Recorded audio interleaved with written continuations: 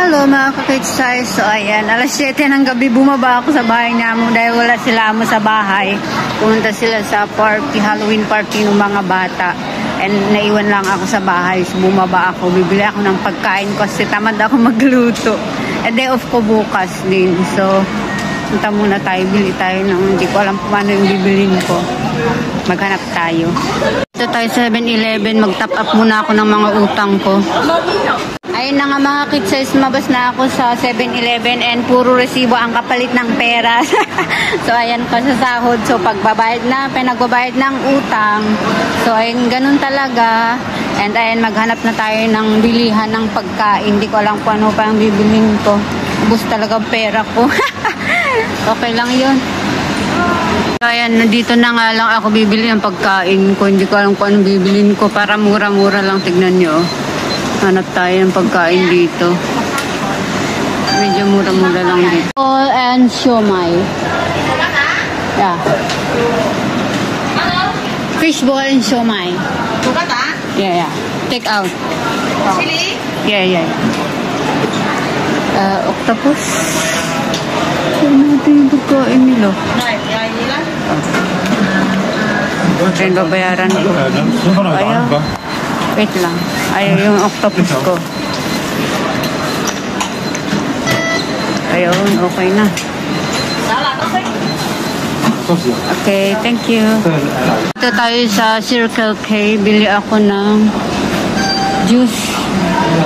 Dito tayo punta. Bili tayo ng bibilin ko. So, ito na lang. So, yeah.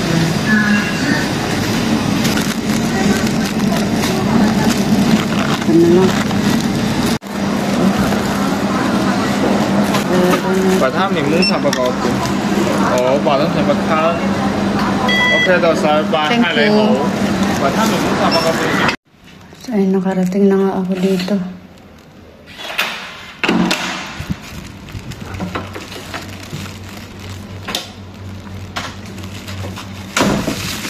Ito na yung binili ko. Yan lang ang pagkain ko ngayon.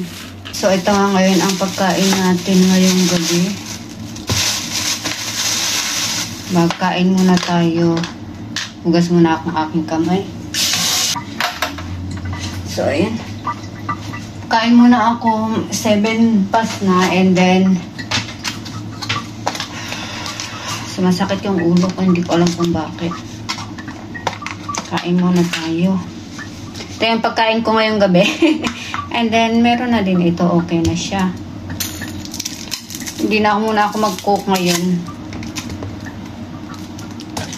Mag-cook muna sana ako, pero okay na. Kain tayo and then maliligo ako. So, ito. Wala pa yung malagak. Mga 9 or 10 pa sila darating. Nakatapos na ako lahat-lahat. So, yan. Ay, ayaw pa yata ang pagkain sa akin. Siomai. May siomai din sa amo, saka noodles, saka may mga meatballs din siya. Pero tamad ako magluto kaya lumabas ako. Kasi nag-top up din ako nga ng mga utang ko. O diba?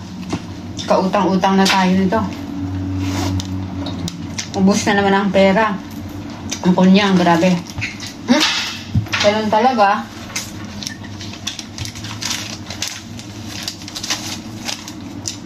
$1,600 500, 300, wow, 200. Ubos na ang pera ng kunyang agad-agad. Kagabi, ang aga kong nag-sahod ngayon, 27 pa lang kahapon. Binigay na ni amo. Every time talaga sahod ko is 29 dapat, pero advance talaga si amo magbibigay ng sahod. Kaya ubos agad. Ang natira lang na pera ko is 1,000, yun lang ang pang-allowance ko one month.